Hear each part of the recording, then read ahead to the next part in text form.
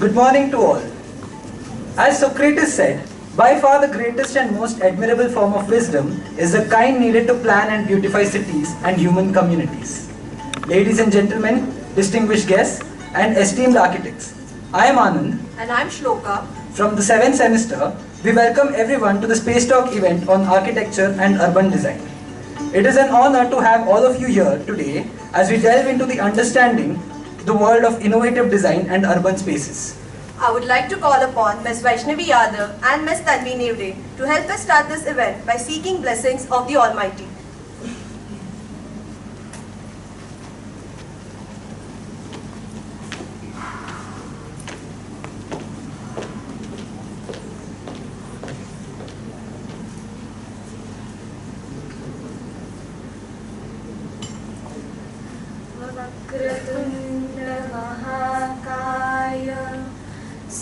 सूर्यकोटि समप्रभा निर्विघ्नं कुरुते देव सर्वकार्येषु सर्वदा।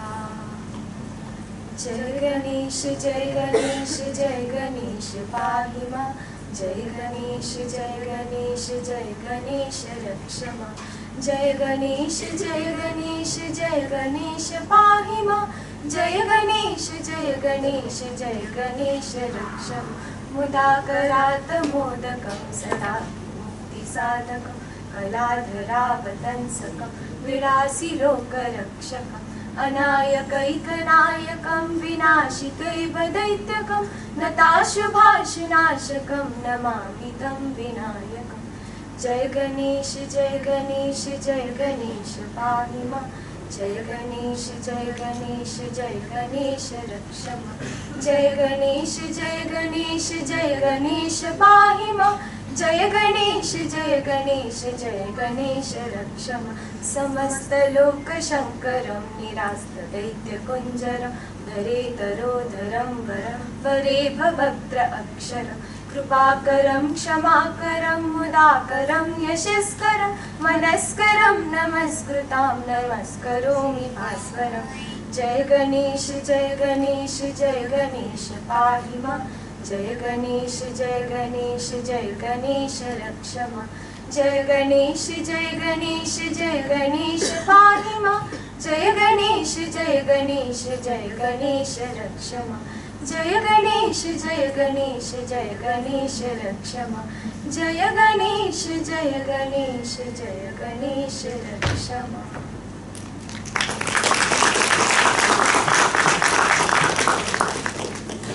Thank you Vaishnavi and Tanvi for that beautiful and melodious rendition. Design is not only what it looks like or feels like. Design is also about how it works, says Steve Jobs. Throughout history, architecture has played a crucial role in shaping our cities, societies, and the way we live. Today, we have the privilege of hearing from one of the leading voices in this field, architect Naresh Narasimhan, along with architect Aparna Narasimhan. Over the years, with their practice and vision, they have transformed the urban landscape with their groundbreaking projects and ideas. We hope this event serves as a platform to explore the remarkable insights and ideas that Naresh sir and Aparna ma'am have to offer. All of us would have the opportunity to gain a deeper understanding of the creative processes involved in urban design, philosophies on urban design, and the impact of architecture on our daily lives. To speak more about this event, I would like to invite Dr. Rupali Kavilkar, our beloved HOD ma'am, to come onto the stage and elaborate on this event and welcome the guest.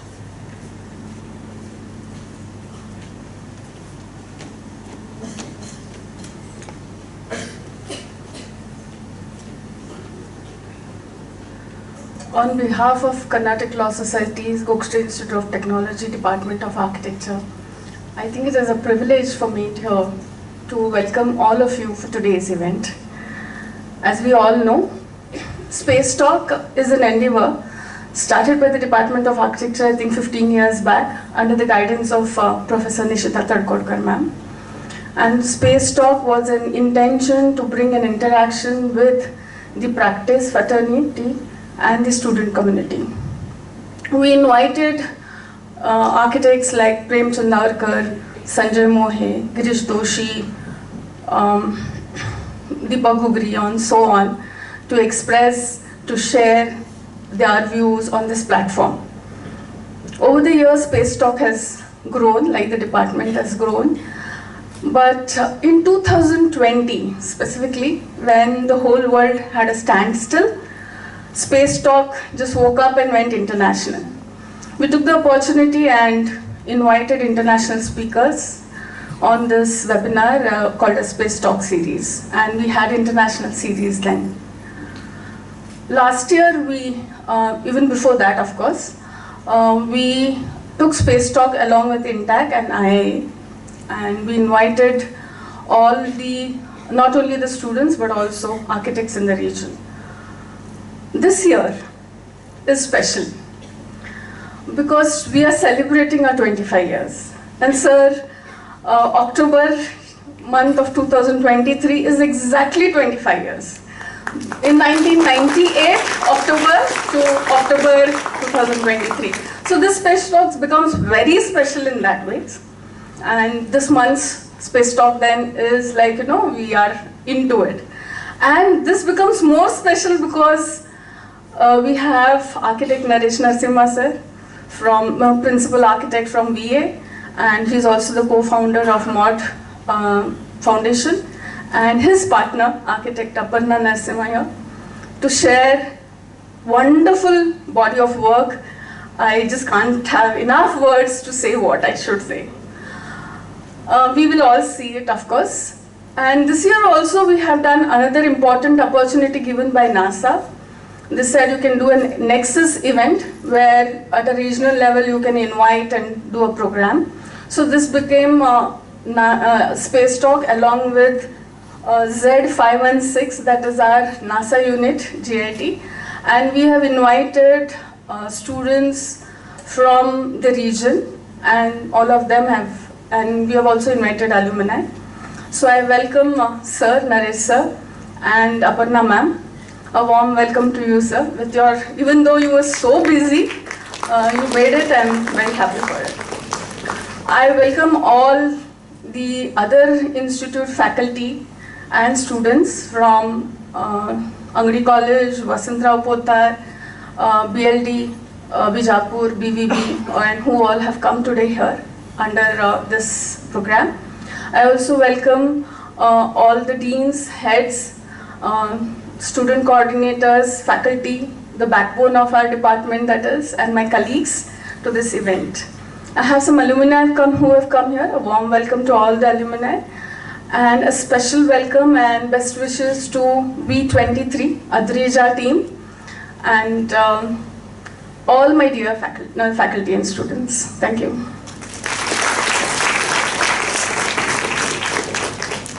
Thank you, ma'am. I would now request our HOD ma'am to give a floral welcome to our guest, architect Naresh Narasimhan.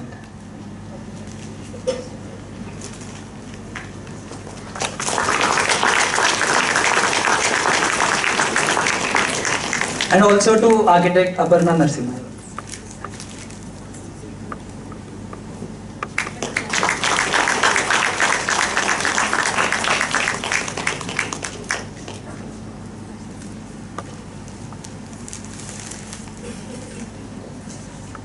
Thank you, ma'am. I would now request Tanvi Mudnur to introduce our esteemed guest, architect Aparna Narasimhan.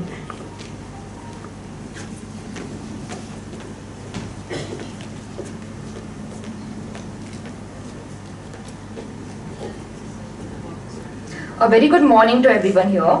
It is my pleasure and an honor to introduce our guest of honor, architect Aparna Narasimhan. Aparna Narasimhan, an architect with over 32 years of experience, is partner and design director at Venkataramanan Associates, a leading architectural practice. In her position, Aparna guides the firm's design process and critical review sessions. A keen artist and proponent of art appreciation, she maintains a strong emphasis on drawing by hand as a design tool. As co-founder of Kadambari, an organization that is involved in the promotion of performing arts and fine arts of India, she has organized several exhibitions and workshops on traditional Indian textiles, arts and crafts. Her work, which is dominated by residential and institutional projects, is characterized by an ability to straddle complex parameters and feasibility studies, a good understanding of context, and a design process that displays knowledge ranging from master plan level decision making to minute design detailing. Aparna's design rationale is highly objective and user responsive. She often revisits completed projects to observe firsthand the impact a design has had on human behavior. Her award-winning works continue to garner national and international attention. Her allied interests in art and craft have had her designing sets for theatre productions. She believes in reciprocating knowledge and sustains a healthy interaction with students through talks and workshops. She has been bestowed with many honors for her wonderful work. She has been awarded the Architect of the Year Award 2012 by JK Cement for her project The Art Village, the Valley School, Bangalore. She has received an award for Best Private Residence by JK Cement for Chitrakumar Residence, Bangalore. She is the winner of A+D Spectrum Architecture Awards for Best Institutional Building in the year 2002 for Science Center, the Valley School, Bangalore. She has also received a Special Mention Award for Best Institutional Award in the year 2003 by A+B Spectrum for St. Joseph Arts and College, Bangalore. We welcome you, ma'am. Thank you.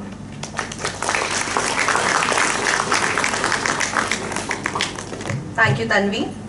I would now like to call upon Ms. Sanjana Kulkarni to introduce our chief guest, architect Naresh Narasimhan.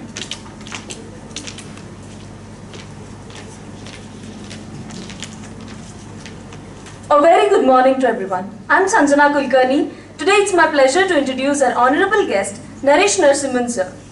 Naresh Narasimhan sir is an architect, urbanist and a creative entrepreneur practicing for over 38 years now. He is best known for his association and leadership at Venkataramanan Associates, an award-winning design company consultancy in Bangalore. He understands that creating a long-term vision for the city is a broad discipline by itself, and the path towards sensitive planning needs to be anything but traditional. His varied interests have been a great influence on how he thinks about the city and its pluralities. As a co-founder of Bangalore Agenda Task Force, a co-founder of MOD Institute, an international collective of urban designers, researchers and curators, Sir has received acclaim for a range of strategic urban interventions across all types of typologies and scales that are self-generated, experimental and innovative. He has also been associated with the projects of cultural significance to the city, like the Suchitra Sign Academy as well as the Bangalore International Center, both renowned as a platforms to foster intellectual activity, cultural enterprise and innovation in the city. He also regularly advises government agencies on infrastructure development. Sir is a member of the TEDx community. He has a wide-ranging interest in social innovation, knowledge sharing, communication strategies, cinema, art, popular culture, and extends this interest into fueling a variety of progressive causes for the city. We welcome you, sir.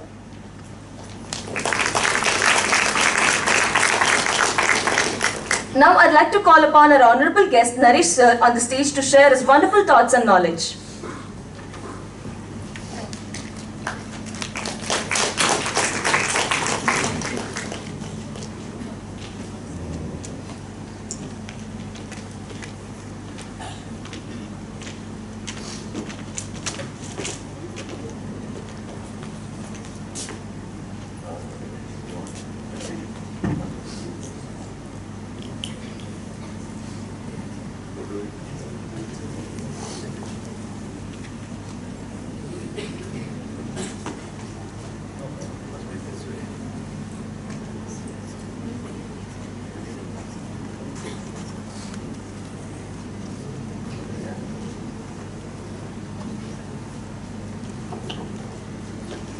Hello. Yeah.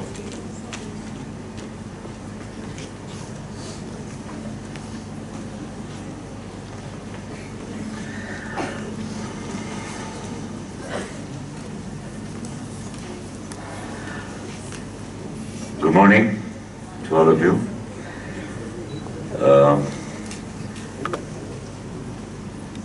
How many of you are on Instagram?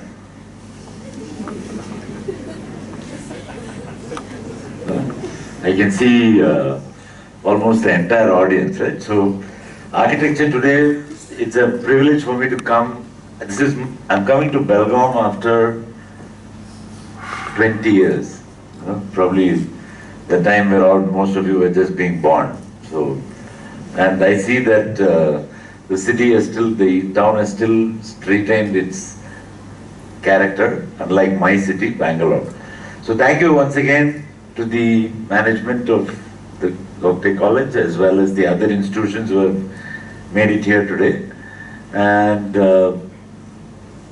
what I will do today is talk about the journey of my firm thus far and also what you can expect as architects as you go into the world tomorrow, right? So, and after this, why I asked the first question about Instagram is, at the end of the presentation, I will show you some codes. Please do follow what we do on Instagram. So I'm sure that all of you can do it at the end of the presentation. So thank you, and I'd like to get started as it is. So can you switch on the presentation, please?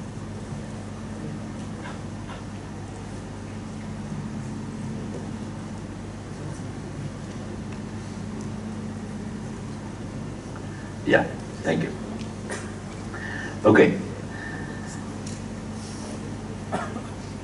A lot of architecture and interiors today is focusing on images. They're focusing on what it looks like, what finishes are to be done, what are the varieties of, what do you call it? Both in terms of materials and both in terms of looks, what it looks like, and that is actually emphasized and promoted a lot by social media. Right? And most of your taste in various things, not only architecture, whether it's clothes or whether it's films, it's all getting, you don't realize it, but social media is a powerful weapon and it's actually getting into your head every single day. And if you notice, there's a joke in social media that with such a powerful medium, why is it all free? Why is Facebook free? Why is Instagram free? Why are you not paying for it? Because you are the product, right? And they're actually using you to sell themselves, and they're selling you advertising, they're selling you, influencing you with taste and influencing your mind every single day. And you have no realization it's happening. So when it's free, remember, when something in life is free, usually you are the product. Right? And it's very important to remember that and maintain a distance from this. So my company, Venkataramanan Associates, was founded by my father in 1969. And as Rupali ma'am mentioned, it is 25 years here, and in another 10 days, on November 1st, right, we enter our 55th year of continuous practice.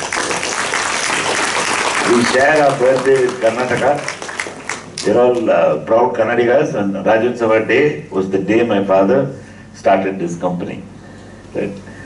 What distinguishes us? We're a large firm, by Indian standards at least. We're about 200 people directly and about 400 people more indirectly, almost 600 people working together. All our sub-consult, we used to have it all in-house, but now all the sub-consult, because we do such a wide variety of projects that we work with multiple sub-consultants, and we almost have close to 400 people working mostly only for us, only for our projects. What distinguishes us from other firms? All of you have heard many names. Let me ask the audience, let this be a little more interactive, not one way, right? And which is the largest architectural firm in India? Anybody? In terms of people or turnover, whatever you like. Which one? Come on. Deepak Patel. Okay, good guess. One of the larger firms, definitely. Who else? You don't know anybody? There's a famous guy in Bombay. Okay. I thought he surface contractor. Okay. No, I want the students to also be aware of what is going on. Right? How many of you have heard of our firm? Anybody in the audience? Only the front rows and some in the back. All right. Good, good, good, good. So what makes us different from other people? Architects. Correct. So the fundamental difference between our firm and a lot of other large firms tend to become very commercial in their approach and tend to do anything to survive.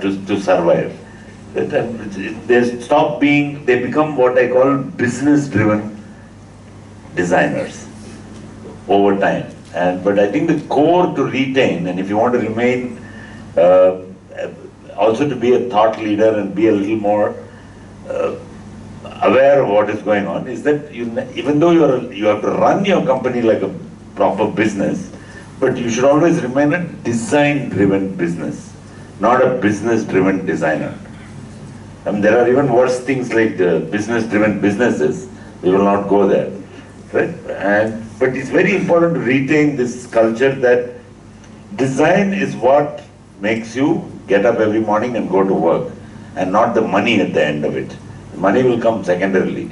So you always chase Saraswati, and Lakshmi will get jealous and come after you. And if you chase Lakshmi, she'll run away, and Saraswati doesn't like you also. Right? Just always remember that. And when you say that, and the people whom you work for are the most important. Not your emotions, not what you think. You're not building a piece of art. You're building something that people are going to use, and to be people-centric when you think about what to do is fundamentally important, and always think from the point of view of who is going to use this building. When it's a house, it's easy. But when it comes to a public building, when it comes to a large project, you have to really be careful about who is the user. Right? And always you must remember that fundamentally architects are the forefront of innovation, and when it comes to responding to changing lifestyles or responding to societal changes. How do you use architecture as a tool? How do you use space as a tool to influence social desire, social behavior? Most architecture, people tend to think it's a very egoistic thing, it's my idea and it's my vision and you have better listen to it kind of thing. I think it's a wrong approach. I think you have to understand that you are providing a service which is going to be used by other people. And you have to fundamentally remember that beyond a client, there is always society who is the hidden client in every project. And you have to remember to design for that. Okay? So, people-centric, fundamentally innovative. This firm was started, this is my father, and if you notice carefully, there's no sign of a computer, and those two objects on the desk are actually telephones, which I think the younger generation would not have seen at all. Right? And you can see him drawing there in 1969. He is a graduate from the school of, one of the first graduates from the School of Planning and Architecture in New Delhi. And from there, this is one of our fundamental beliefs in life, is that don't build buildings, build benchmarks. Everything you do, if you take that line, anybody can build a building. You don't need an architect particularly for that. But to make a benchmark and to make a landmark and to make a difference in people's lives, that is the true power that an architect has. Right? This is what our office used to look like in 1987, long, long ago. And you can see that people are still drawing on boards. So, and here I want to make a distinction between what is today used as a tool by architects, what we call CAD, right? Computer-aided design. This is the time, and we still are like that, me and Aparna even now today. We are all we all like PAD, which is pencil-aided design, which they still think drawing is a fundamental skill that all architect students particularly must cultivate, because it allows you to think rather than just look blankly at a computer screen. The computer, when you tell it to do something, it does it instantly. When you do it with a pencil, you take time. The idea flows in front of your pencil. In a computer, you are always behind the computer to do something, and there's always pressure on you to do something. Right?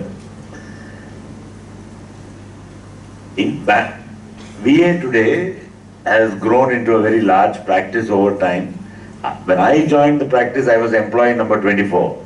So my father already had a large practice in the mid-80s, and when I came in, India also liberalized at that time, and now we are in close to about 30-35 locations all over India. You can see the distribution.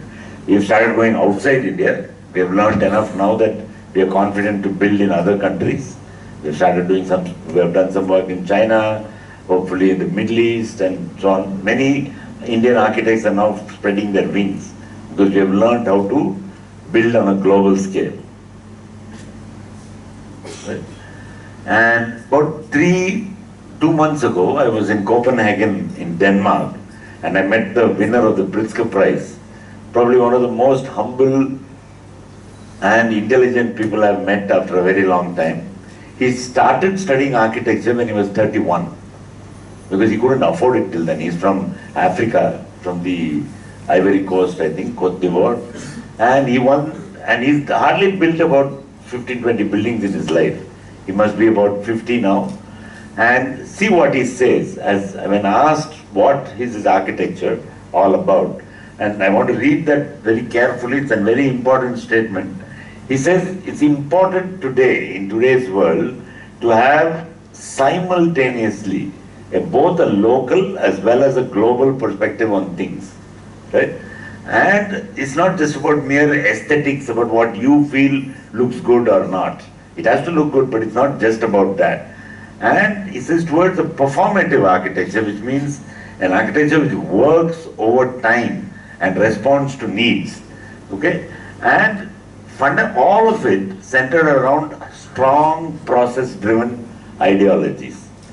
It's a very important statement from a architect who started studying architecture at a very mature age and has understood how you look at his projects, you look at his buildings, they look, and every single line of the sentence you can see reflected in what he does. Right? So I will walk you through the journey of our firm. We started, of course, like every other. My father started with like every other architect. He was the chief architect of Chandavarkar and Thakur for about 5 years, and then in 1969 he got started. As like every other architect, started with homes. I also started at that time. My first projects were a couple of homes. There's something wrong with this, huh? These are all, these are the days before cladding. These are the days before finishes. These are, simple, straightforward buildings for scientists built there. And the only decoration that was allowed is a little bit of stone here and there. Otherwise, everything you had to depend upon simple materials and low budgets. This was a house which we did, which I had the privilege to work on. There's a studio for the great artist, Mr. M.F. Hussain in Bangalore. And it was designed like a studio space with a bedroom attached. And after we finished the thing, one day I just realized after looking at it, that the paintings in the house were worth about 20 times the house itself. And it's a lovely house to go and hang around inside. It was designed like a studio for M.F. Hussain. Unfortunately, after he passed away, today it has become a fish restaurant. You have to really be careful what you do for. And the owner of the restaurant told me, it's a very nice space. Did you design it as a fish restaurant in the first place? So I said, very good compliment. Not bad. What happened? Yeah. These were other residences. You know, today the trend is towards doing a lot of these luxury homes and bespoke kind of residences. These were actually simple homes built with mud block, but painted mud block. I don't somehow like the color of mud on the interiors of a building. Makes it look very depressing. So we painted everything white, but it was built in a very sensible way many, many years ago. There's something? This is a house done by Aparna, my partner, and you'll also notice that in a house like this, in a narrow urban plot, you'll find that the house looks like it's sitting inside a courtyard, but actually the courtyard is outside the house. So it's quite sensible too, easy to look after in terms of security and so on. But it's only something is going wrong. Half a courtyard and very basic. This house won the best residential award many, many years ago. Right? From there, what did we do? I started getting interested in larger buildings. I wasn't happy to be limited to homes. I started going and saying that let me do some larger projects. This is one of my father's earliest buildings, a beautiful building built in the Raman, for the Nobel laureate Dr. C.V. Raman in the Raman Institute in Bangalore. And this was the different time in the late 70s. And my father told me that, he spent about 10 days mixing various kinds of concrete so that the concrete of the building was the exact same color as the concrete as the bark of the eucalyptus tree.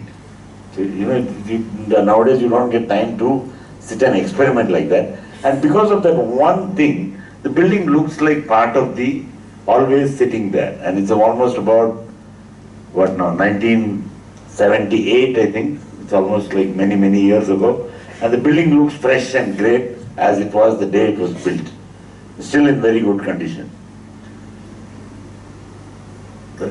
This was a hostel designed again by Aparna at that time. And you will also notice that we make a lot of effort to visualize either by sketching, by axonometric views, and how to shape a space. And you will find that, the sketch and the reality is almost very, very similar. This was a hospital, and I just put this slide up. I found it recently, long ago, for children. And one of the things that I dislike about hospital design today, all of you have, so almost everybody at some point here has been into a hospital, right, to do something. And have you ever noticed that the waiting areas before you meet the doctor are so depressing? They look like some narrow corridor with some rotten seating, all facing the same direction, with some muted TV playing some rotten song on top. And it makes you feel more sick than when you went there. Have you noticed that? I don't know why people do that. When you go to a hospital, I think the one thing that you want to feel that is slightly feel better before even meeting the doctor. So this hospital was designed on that principle, that all the waiting rooms look into a garden. You can never see a blank wall, and nobody wants to go and watch silent Kannada songs on a television in a hospital. Clearly that's not the purpose of going there, right? And you also notice that sunlight, and you also notice in hospitals that no room seems to have, I always feel a little scared, every room seems to be air conditioned. There are no windows anywhere. And if people are sick, and suppose you have got some infective illness, and the AC is picking it up and now pushing it into the duct and it comes into your head, and you go into the hospital with one problem, you might come out with 5 others. So sunlight is the best disinfectant, and this hospital particularly emphasizes that most of the rooms are directly lit by sunlight and nothing is internally ventilated. We've also done a lot of work with heritage conservation. We've done about 3 or 4 projects. This is the National Gallery of Modern Art in Bangalore. This was a building built about 100 years ago by at that time the wealthiest man in Bangalore, who then lost it. The government took over. It was a residence, it was the largest home. It's a huge house, almost about 25,000 square feet in size, mansion. And it was given to us to convert into a modern art gallery. Yeah. So if you notice, that was the original house set in 5 acres of land. And what we did was, we put a reflecting pool next to it on this side so that the building is doubly reflected. Treated this like a little diamond, and everything else, the new gallery became a ring around it. And using the same proportions as the old building, but the new building retires into the background. So what you see is only the main mansion, but it's a lovely space in Bangalore. There were a lot of beautiful trees, as you can see, including a giant one right in front, and every single tree was retained, and a coffee shop and a guest room and a small auditorium was also added. It's one of the most successful museums in Bangalore. See, most museums in India, okay, let me ask another question to the audience. What's the last time you went to a museum? Anyone in the audience? Anybody go to a museum in the last 1 month? No. In the last 6 months? Maybe 1 or 2. Because you know why? Because most museums in India are mausoleums, full of dead people and dead things. Nobody goes there. Because there's no life in those places. So, but we made a huge effort here to make sure that people come to a museum not only to see the art, but also to enjoy a meal, meet other people, read a book. So it has a very good library, it has a fantastic cafe. So next time any of you in Bangalore, please do visit this place. Sorry. Okay. From then on, this was another project that we did for the Valley School in Bangalore. And if you know, there was a famous philosopher called Jiddu Krishnamurti who used to sit under that big banyan tree. And these students, this is again designed by Aparna, it was designed as an art village for the students, but as a series of pavilions, because there were more than 30-40 trees in the site. Not a single tree was moved or cut, and the big tree was particularly emphasized. And between the two wings of the art village, there was a big amphitheater which was built. And this is what it looks like. It was all done in exposed material, very sensible and very low cost also. And Bangalore being Bangalore, you really don't, natural ventilation was a thing. I think the building doesn't even have windows. It's all naturally ventilated. Many of the openings are just left as open. And the students, and it's also used as a big amphitheater for school gatherings. This is the amphitheater and the school buildings. This again won the best project in India about 10 years, 10, 12 years ago, many years ago.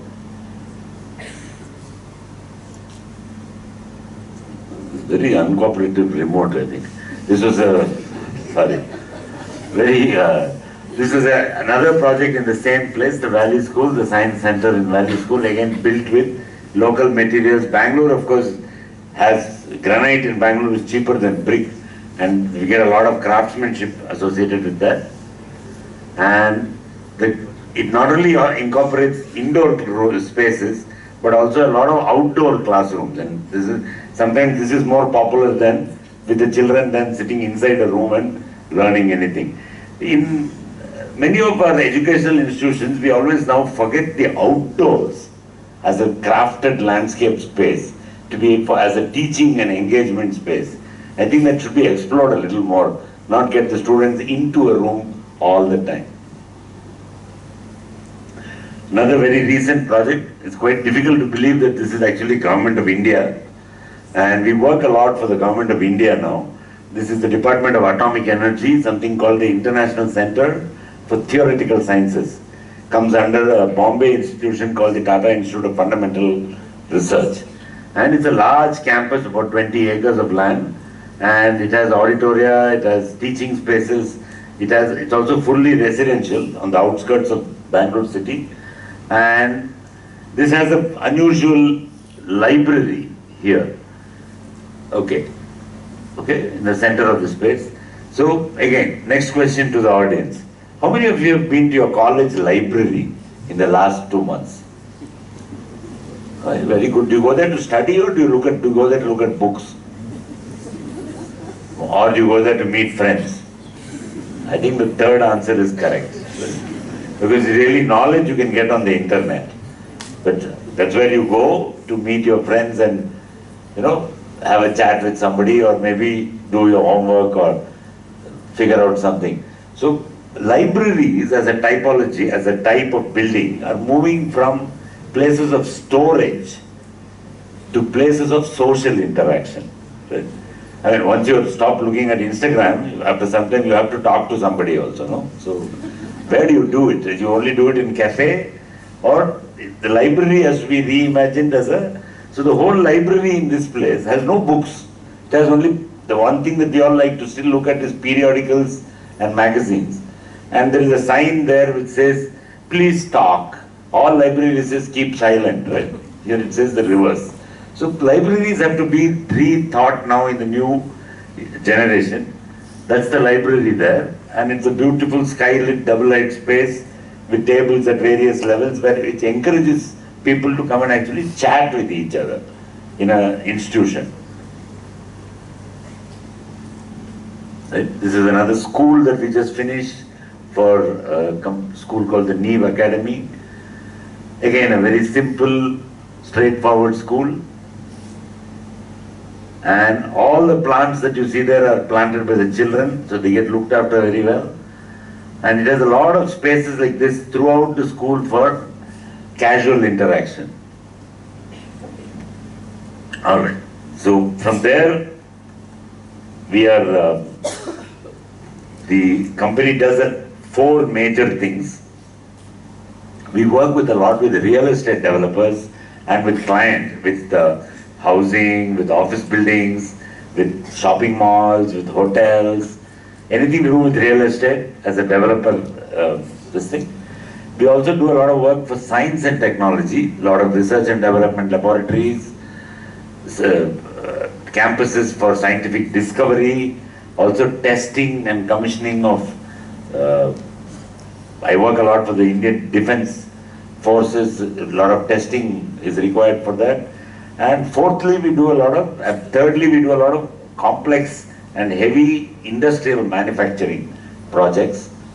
And fourthly, we do urban design, which is, I think, important because today, what has happened is that buildings in India, we can build almost as good as the rest of the world.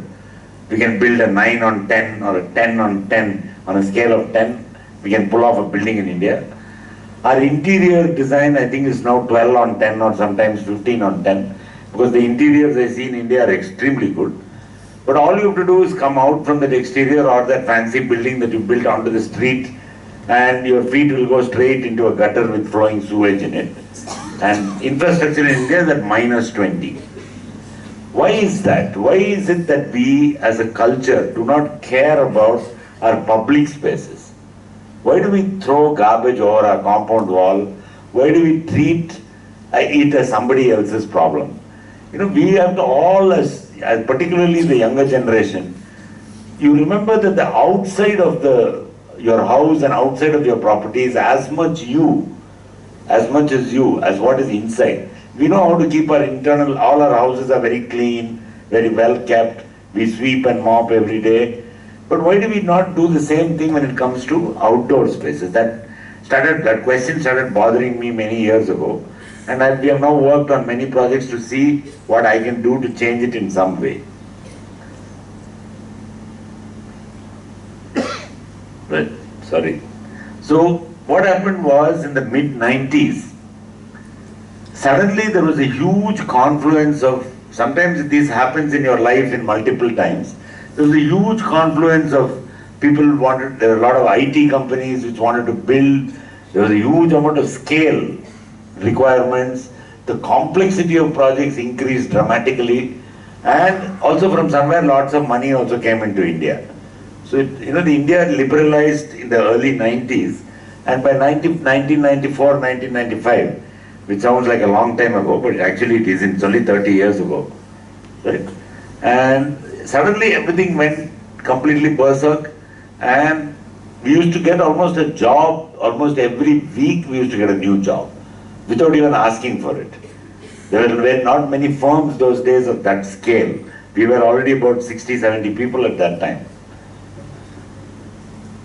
These were all early office buildings, still very straightforward, done with pen and ink. Sorry. Okay. Again, these are the early office buildings built in Bangalore at that time.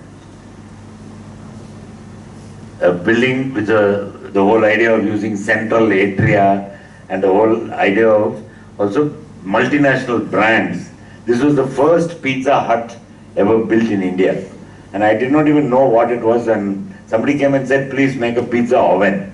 And I said, first of all, what is a pizza? So I didn't even know. It's so long ago, right? So we heard about all these things, but you can imagine the India of that time, right? No Levi's jeans, no what do you call it, Tata Sky, no internet. There was no internet. It is unbelievable, right? And there also no pizza. So it was an interesting time that we had to learn all these new words and new.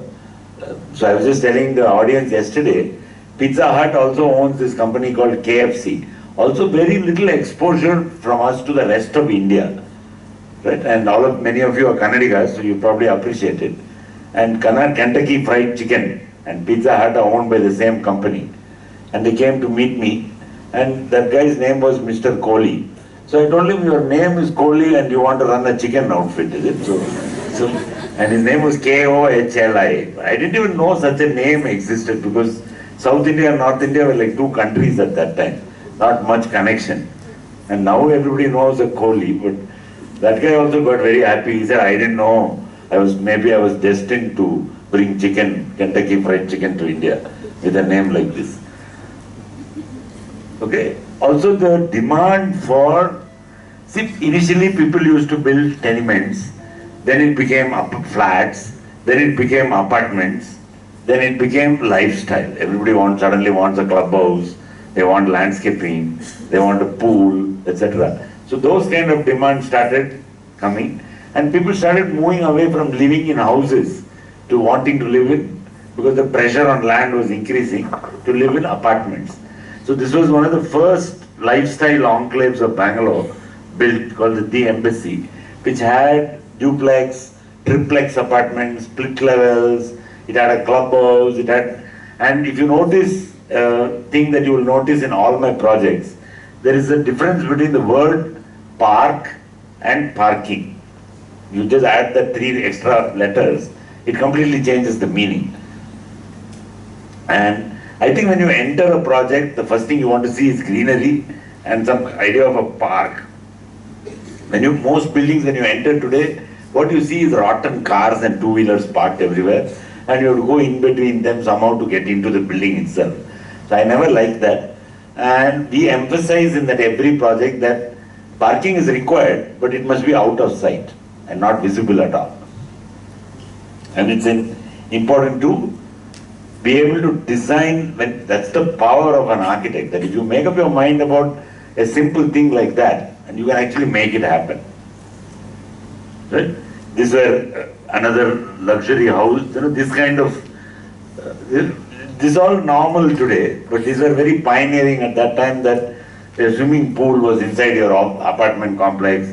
The apartments are also designed in such a way that it took care of, it actually had, the TVs that started coming into India. People started asking for a TV room, which was a separate room to watch television, and how that influences the design of a living unit. Also, the first building in India ever built with, now it has become a ecological disaster, but at that time, putting structural glazing was a technological feat. And at that time, this was the first building ever built in India with structural glazing. We didn't know how to do it. We had to bring a guy from abroad to teach us how to make glass how to make this kind of building at that time. Still in good shape, used by a very large company today in Bangalore. And also the rise of gated communities. This was again the first pioneer of its kind, and now it's an extremely expensive, it was sold for very cheap at that time, but now it's a very large, about 150 acres of homes at that time. And at this point also my interest in public infrastructure started. If you notice very carefully, there are no wires, there are no ugly transformers, there's nothing visible. How does the power come? How everything works, but how do you do it intelligently? So you can't just leave it, you can't just outsource it to an engineering firm and say you take care of it. They don't have any idea either. So you have to, as an architect, you have to sit and think, how will this work? And this was one of the first projects in which we experimented on high quality world class infrastructure, how to bring it to an Indian market.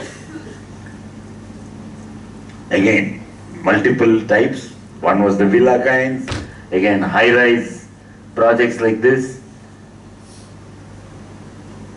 Office buildings, sorry, it's jumping a bit. Yeah. There is also a demand for multinationals. If you notice, a lot of them have started coming in. This was very early in Bangalore at that time, and now this road is on. You can't even go on this road anymore. It's such a mess.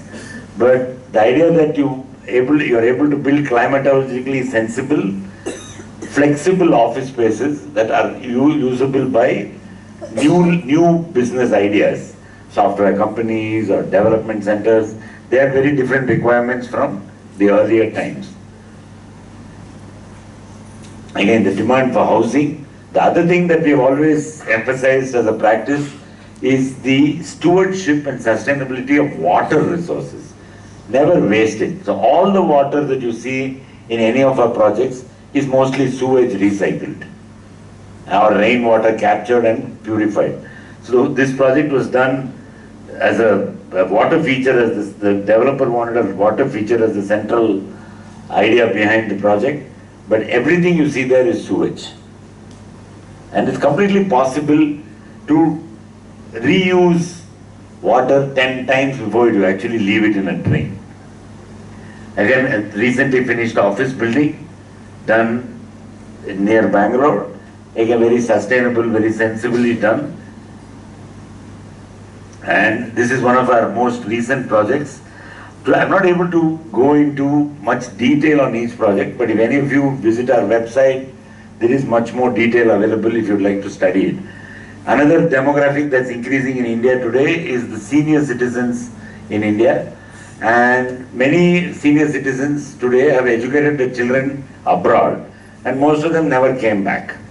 And now they're all left here in India. They don't want to go and be nannies or granny, nanny, they call them, and they look after their, in America, and they get isolated. They want to be in India, but it's difficult to live on their own as they get older. So there's a developer now who's focused on creating senior housing with a lot of amenities for seniors, and the whole thing is designed so that every door has wheelchair access, all the toilets are designed for people with disabilities, and it's a huge hit now. It's an emerging building type. It used to be called old people's home. Now it's called active senior living. That's how branding changes everything. Right? And lastly, this is the large project that we just completed. This is the end, this is the outskirts of Bangalore. This is one of the largest malls ever built in India. Just as a statistic, it has 16 multiplex theaters in one building, right on top there. All that is a multiplex there. And if you notice again, all the traffic that you see is the road outside. And this is the metro line is integrated into the building directly. So this is a mall, and this is about 3,000 apartments in ground plus 30 floors, which is the demand for housing in Bangalore today. Huge project, almost about 70 lakh square feet or so of built area. But where are the cars? Can you see a single one? It has, the funny part of this project, it has 30 acres of basement parking in 3 levels. It is such a big basement, the basement has signal lights and pedestrian crossings. So and you can't see where it is, and it works beautifully. Right? And it is also the civic community site here has been donated by the Prestige Group. It belongs to the Prestige developer family, and that has been donated to the city as a performing center with a 1,000-seat auditorium. Right?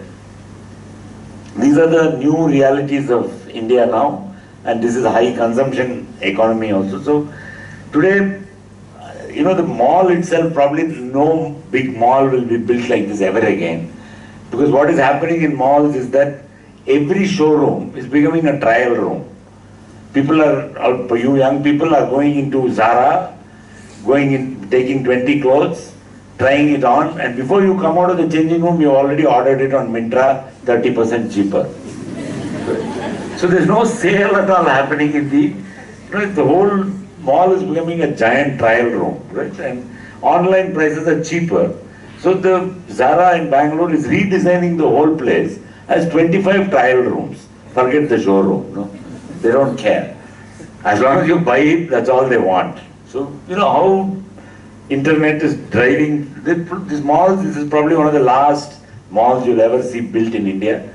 India is now moving completely into we tend to leapfrog technology in India. We straight from landline to cell phone. There's no in between. The big box store, we are going to jump it. We went straight from Kirana store to online. So the big box store like Walmart and all will not succeed in India. So India has a tendency to jump completely to a leapfrog. It doesn't grow logically. It will leapfrog a technology. Right? This was one of the trend-setting projects. What I showed as Falcon City is double the size of this project. But this was the first time I started saying that there was a backlash against gated communities, you know, like Palm Meadows and many like that, where you're not allowed inside unless you have a home there or you are invited by somebody there. How do you make public spaces in India public, really, and accessible to one and all, in an inclusive way? That is, anybody should be able to go inside regardless of caste, color, creed or economic level. How do you do that? The government wasn't listening, the city wasn't listening, but I found this developer brigade who said, okay, it sounds like an unusual idea, show me how it will work. How do you make an ungated community? And how do you make public space, which is actually a private space, but is accessible to the public 24 hours a day? How do you do it? And I studied many things all over the world. Again, a very, very large project, about 50 lakh square feet or so. And this was the site. It was an old industrial site in the north of Bangalore, called Kirloskar Electric. It was a huge manufacturing site which fell into disuse. This developer bought it, right? And initial requirement was, no, we need an office, we need a hotel. So it was really a mixed use. The idea was to put everything into one complex and see how it works. Because Bangalore in 2004 already was having traffic problem. Right? And people didn't want to commute, they wanted to be as much as possible within 10 minutes of everything. And we also added a hospital to this mix and a club also. And we worked with an international firm at that time, started developing the idea of a central plaza here, which is accessible by anyone. You can just walk into that space just like that, even today. And this was the final plan which was done. And then we had to modify it for various reasons. And finally it ended up like this, where that became an office building, that became a mall, that became and all this space, that open space that you see here, is completely open to the public. This is the housing, right? But there is security at an individual building level, but not at the site level. Right? So that's what it looks like. It's the headquarters of Amazon in India. And in true Bangalore fashion, we also have a bar right on top. It's the tallest building in Bangalore. 5 guesses for anybody who says one guess. What do you think the bar is called? The building is called the World Trade Center. What is the bar called? It's on the 30th floor, that's a guess. It's called high. That's what you go there, people go there, right? So to get, so, and that is the public plaza, all this area, and that's a 5-star hotel there, and this is a mall here. And this entire area is free for anyone 24 hours a day. You can go there, hang around, and if you go there in the evenings, there are children running around there, screaming their head off, people enjoying themselves. You know, Bangalore is the largest city in the world without a natural feature. It's not next to anything. There's no sea, there's no river, there's no mountain, there's no nothing. So what do people do as leisure? They just go to malls. So I wanted to change that culture and say that, you know, can we just have a public space where we can just go and hang around and there's no pressure to buy anything or do anything, just enjoy. Like you go to a beach site in a beach town, or I don't know what you all do in Belagavi, I'm not for leisure, but you have probably a lot of open space and green space which are in places like Bangalore that's not available. Sorry, one second. Really doesn't like me, this remote, huh? So, okay, so that's the housing and all the water you see. Again, notice, where are the cars? Where is the vehicles? Nothing. Right? And the mall really needs container trucks. There are supermarkets which come in underneath in a tunnel, and there are lifts which take the stuff up. Right? But you can't see anything. And the whole thing, and all the water there is recycled sewage and rainwater. Not a drop of water which comes into the site is let out at all, at any time. Completely reused again and again. And I think this must be a culture that we must design from an environmental sustainability point of view. And all these tables and chairs, they're all usable free. And it has free Wi-Fi also in case you want it as a bonus. See, that's the mall in the early evenings. There's also a small amphitheater where a lot of performances happen. And this area now has become like almost like a waterfront or a beachside property in other cities, which people just go and enjoy themselves. Right? We tried to bring this similar idea to Bombay. Imagine doing it in Bangalore is difficult. In Bombay has the worst percentage of open space to building of any city in the world. It's less than 3% of open space for the built-up area. So how do you do that in a place like Bombay where the pressure is so high? This is an office complex which is on a site of an old industrial project, that was the master plan of the site. And the idea was that these are individual buildings, but all the public space is completely open to anyone at any time. And it also had some cafes and all that. So that's what it looks like. It took us about 10 years to build it. And all the space that this is the headquarters of Deutsche Bank, Tata Consultancy Services, and this building is the national headquarters of JP Morgan Chase, which is one of the largest investment banks. And you will find that a very unusual to a Bombay project that you come out of your building, there is an enormous amount of greenery, and the water there is also acts as a flood control feature because it rains crazily in that city. And all the terraces are also usable as green spaces.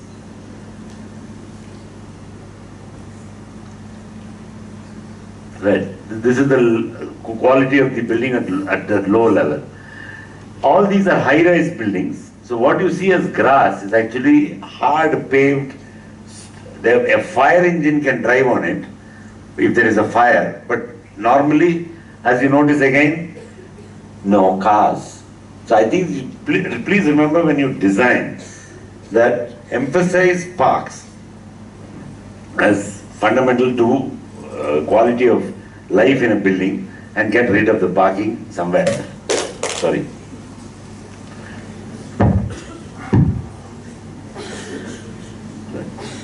And there was an old cooling tower for the industry as a remnant of the memory of that industry. This was an unusual industry called Nirlon at that time.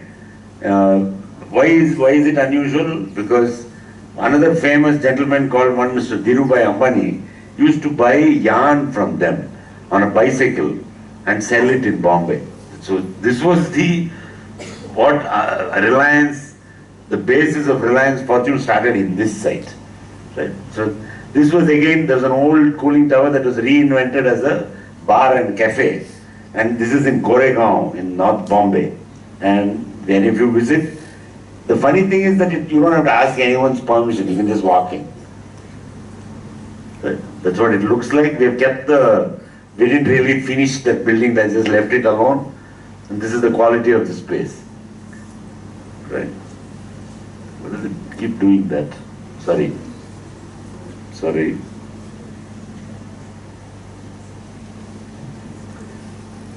Are you touching it by any chance? Something is going wrong.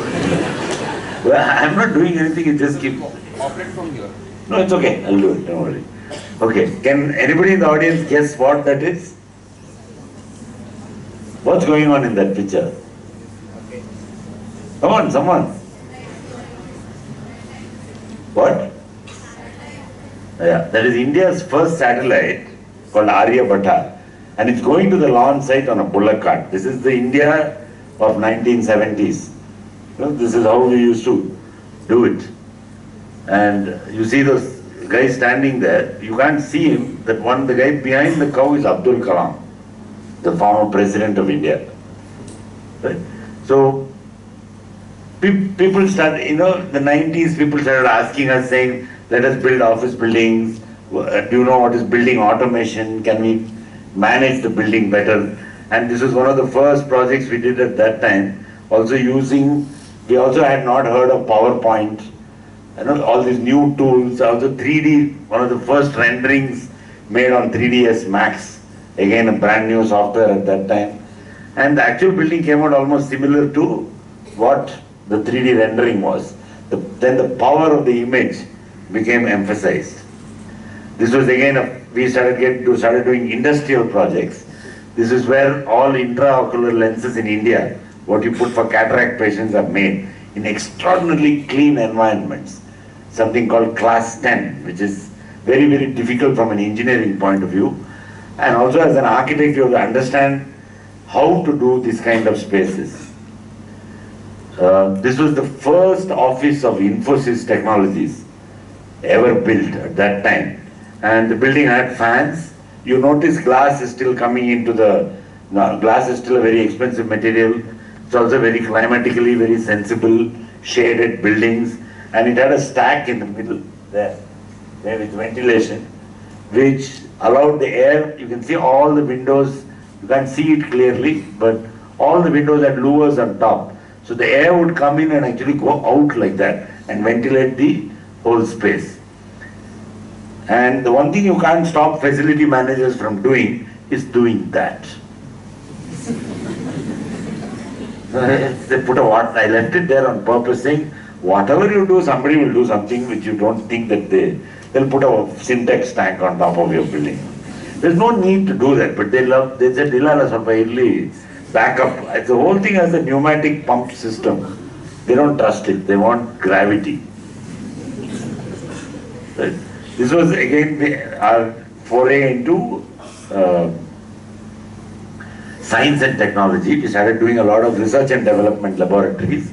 And also at that time I started getting interested in how to do public infrastructure, like flyovers. Why do all our infrastructures in India look grey and terrible? No? They look like somebody really doesn't like them.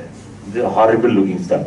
So I said, why can't the infrastructure also, the building looks good, why can't also public infrastructure look good? So there was a big dip in the site, and we had to build some stuff on this side. So I made a flyover, and I said, what's the difficulty in doing that? As an architect, you should be able to design anything.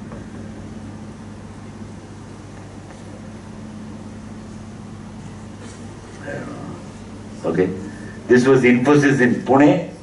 Again, a large software campus built at that time in Injawadi. First building ever built there. And I think the younger generation won't understand what this is. This is what you use as LCD screens now. This is what it used to look like long, long ago. And this was supposed to be the data center of that Infosys at that time. You don't need all this anymore, but These are all very complicated. As an architect, very, very difficult to understand what. Nobody had ever seen anything like this before. Now it's very common nowadays. Multiple buildings like this. This is another software company at that time. I think I'll just tell you. Okay. And at that time, we also started getting into industrial manufacturing. So this is the car plant. You might ask what an architect has to do with it. But it's an extraordinarily fascinating thing to build a large factory and understand how industrial processes. This is the primary manufacturing facility of Volkswagen and Skoda in India. And every car that's ever made comes from this plant.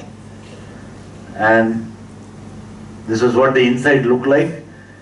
There was a huge rodent problem, the rat problem. So everything had to come from the ceiling. There's not, the entire floor is just a sealed, there's no trenches, nothing in the floor. And the whole thing is an assembly line. And the funny thing is, it's one of the largest buildings I've ever built. You know, normally we'll say so many square feet. This building is 1.3 kilometers long, right, and 0.7 kilometer wide. Such a big building. And there's literally steel sheet goes in at one end and the car pops out at the other end. It's a huge, and funnily enough, in a plant like this, do you know how many employees are there? It has 900 employees, 800 are robots. There are only 100 human beings in the entire factory.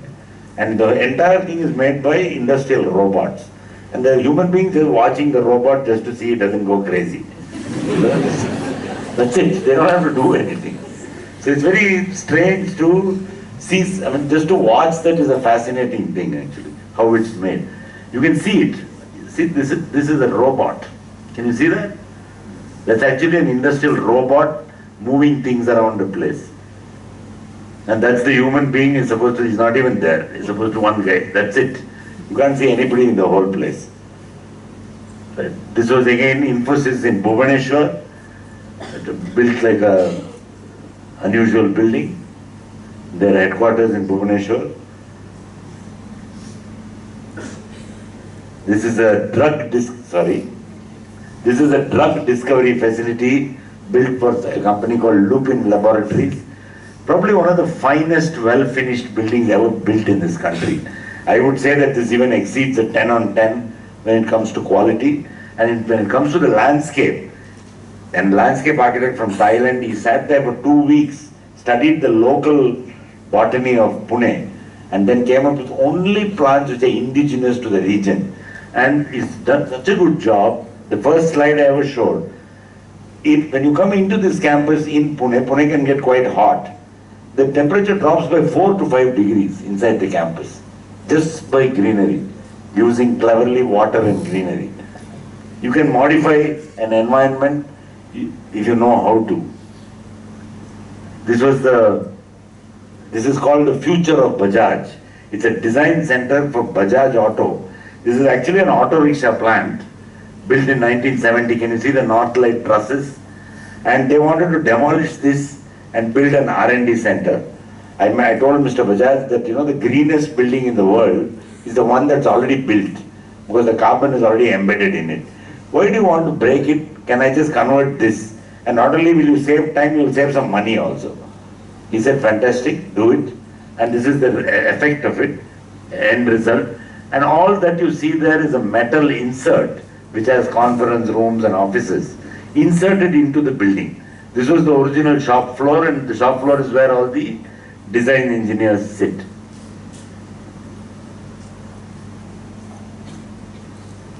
Right? And this client came to us and said, we want it's a test center for testing diesel engines, but you see, they told us that we want the most high-tech building ever possible. Please make an extremely high-tech building. That's the brief. So, very difficult building to pull off. That was the site plan. One second. So, see, all these are test cells in which diesel engines components are tested.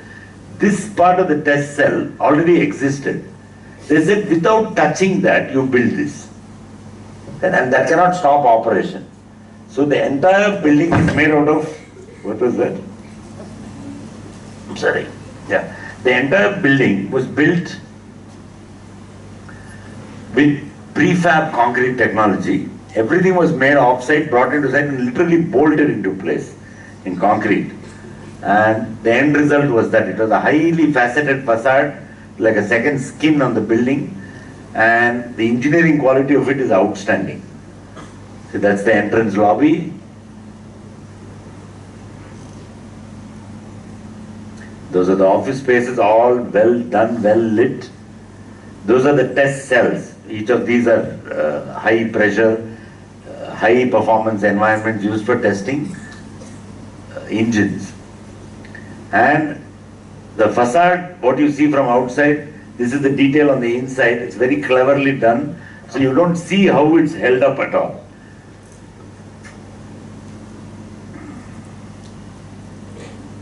Okay?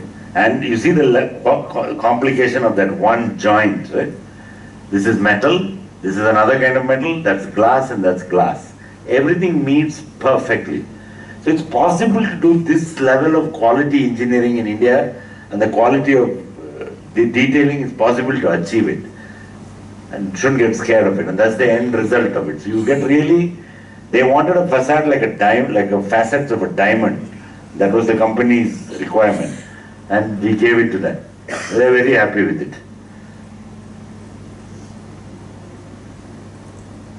Right? That's what it looks like. So this client had a completely different idea. They said, we want to build a campus for 70,000 people in 50 acres of land. The FSA allows it. And also make sure that you don't spend too much money. Go ahead. And we got this job from Wipro about 10 years ago. And it took a lot of effort. This was the brief. Can you believe it? The project costs about 2,000 crores or something. And that's the one email I got from them, saying, please do this. So we called them and said, do you have any other idea what you want? He said, no, you are the expert. You have done Infosys, you have done TCS. You should know what to do. So, but make sure that, don't spend too much money. I said, okay, sounds good. So we developed a fantastic brief for this and said, let's build the greenest building India has ever seen. Exceed all possible standards, whether it's LEED or Griha or whatever it is, just go way above that. The problem with all these energy and sustainability standards is that they give you, it's actually driven by marketing and merchandising. So if you go to LEED Platinum, for instance, which everybody thinks is a very great thing, so they expect you, so I asked them that what if I don't use air conditioning? You get 0 points. Only if you use a green rated air conditioning, you get points. This is really stupid actually. So I should get 100 points if I don't use air. So we told Wipro we don't want any certificate from any Western people, we don't want anything. But I will make a building for you which is 50% of the normal cost of a building to run by a very simple thing. Bangalore has great weather. All the common spaces and all the corridors, there is no air conditioning. Such a simple thing to do.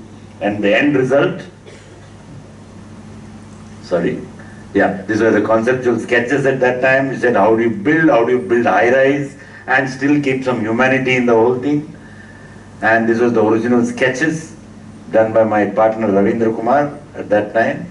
And you also notice that we used many of these buildings, we said let's also make it in exposed concrete so that the finish remains consistent forever. We also noticed that most people put these glass facades and put a blind behind it. It looks super ugly and it heats up too much and increases the AC load. So how do you solve all this and still give they wanted a very good image also. So what the end result?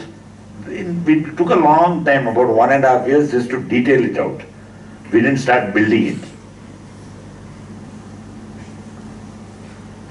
It's not working. This is the end result. It's completed now, the project. And you notice that nobody has their curtains open. Everything is day lit completely. The lights are not even on most of the days in the daytime. There are no false ceilings at all, anywhere. And also we brought in a lot of fantastic greenery into the complex. You can move through the complex in multiple ways, and this is the ground level view of it. Also, please notice it has 4,000 cars under it, and you can't see it. You can actually see a little bit in this picture, but that's one second. I don't know what is. Sorry about this. See, all these are corridors. Not all of it is naturally ventilated. Right? Okay. From there, I mentioned earlier that I was very interested in building the city itself, and how do I contribute to the city. About 15 years ago, we created a new organization called the MOD Foundation. And for some of the older generation who may remember, when we had to do large projects, we actually had to lie down on drawing boards and make drawings like this. This was how an architect's office looked about not even 30, 40 years ago. So we founded something called the MOD Foundation. It's short for modern, or I don't know, in young people's lingo, to mod something is to make something better. That also, it also means that. And it is the CSR arm, the corporate social responsibility arm of VA. And we are not saying that we know how to design cities, but we know how to design them a little further, a little better than what they are today. And this was a project taken up by the Bangalore City Corporation. It was a street in Bangalore. How many of you have been to Bangalore in this room? And how many of you have been to Church Street? See, it's not bad. Do any of you remember what Church Street looked like 5 years ago? Forgotten. It looked like this. It looked like this. Broken, destroyed. And if I could give you, I could spray something at you, you can also smell it. It is also rotten, stinking of sewage. And you can see it flowing on the road. And this was the condition of the street. It had 70 bars and restaurants. And it's easily the most popular street for anybody less than 25 years old in Bangalore today. Every day is a fashion parade on that street. And today it's the most Instagram street in the whole country. And everybody is doing fashion shoots all the time there. Just Google it on Instagram, you will find lots of fashion shoots happening there all the time. And from here, what we did was to dig it up and see why is this problem happening. And below this Patal Bhairavi is even worse than, look at this, look at this. This is the great information superhighway, broadband. That's the electric cable, that's the sewage pipe. I don't know what these green pipes are. And below all that, sewage is happily flowing openly. And then we dug it up, something like such a dangerous thing. That cable there is 22 kilovolts. If you touch it by mistake, right, you will just vanish into a puff of smoke. There will be nothing left of you. That's it. And it's only 6 inches below your feet when you walk. Extremely dangerous. In India, we hardly know what is above the ground. Below the ground, no clue at all. So we said, enough, we can't deal with this, let's cut it off, forget it. Some archaeologists many years later will wonder why there are so many cut pipes there in that road.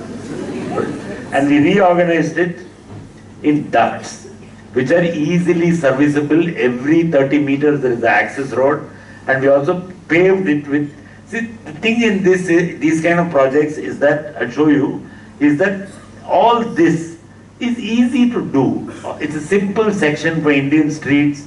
How do you put a, all these are the only things usually coming below a street. And a project like this, what is below the street is 80% of the problem.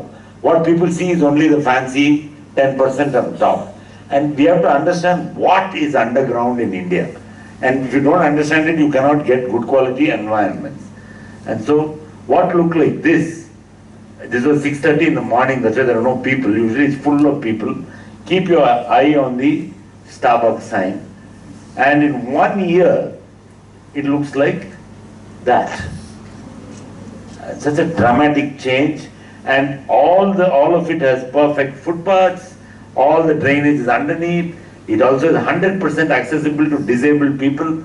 There's another thing all you students should be really sensitive about. Everybody thinks disabled means somebody in a wheelchair or somebody who's blind.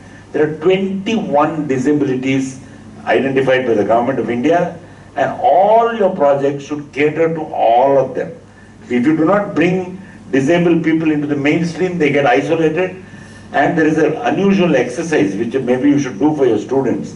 Get 10 wheelchairs, make them sit in a wheelchair, put a blindfold on them, and say, now let's see you move around. Go to the toilet, for instance, or go into a building. And most of it is impossible. And you only realize that isolation once you are disabled. You know, and particularly older people, there is a thing called 8 to 80. Till the age of 8, you need a chaperone to take you out. And after the age of 80, normally you need somebody to take you out. Between the age of 8 and 80, the city must be fully accessible to everyone. And that's a philosophy design. If you think like that, you can design like that. Right? And what look like this, again sewage, broken. You know, this is India, standard India, broken footpaths, garbage, hanging rotten wires everywhere. What is this, you know? Why is it that we have great interiors and horrible exterior? Why can't the exterior look like that? It's very easy, and it's 5 years, it's working, the whole street has come back to life. There are 20 new bars and restaurants come there, and if you go there tomorrow night, you can't even get in there. And it's closed to traffic in the evenings. It becomes a fully pedestrian, done with cobblestones, and I can't know whether you can see it carefully, but if you notice the pattern on the street, it comes from this part of the world. It's an embroidery pattern from Kasuti. To bring it into, so if you see the first picture, you can see it clearly. We also need to bring some Karnataka into it, sorry.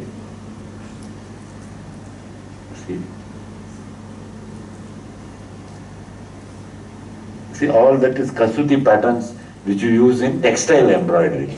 So it's also important to be sensitive to other arts, whether it's textiles or painting or sculpture and so on, and to be able to incorporate those elements into architecture.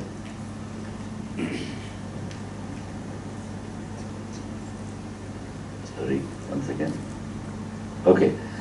Then we said, all right, for middle class people, upper middle class people, Church Street works. How do we bring this sensibility to the lower strata of society? People who live on the side of a stormwater drain. And in India, stormwater drain are usually sewage drain, and people think it's mori and chuck garbage into it. This is what happens, right? This is how a stormwater drain looks, and the poorest of the poor who cannot afford anything are the ones living next to it. It's stinking, horrible, and when it rains, there is no place for rainwater, and this is what happens. It floods the whole neighborhood, screws up everybody's life, and this is what happens, right? How do you fix this? Is it even possible? Because in this, 50% is architectural design or urban design, 50% has to be social design or behavioral change.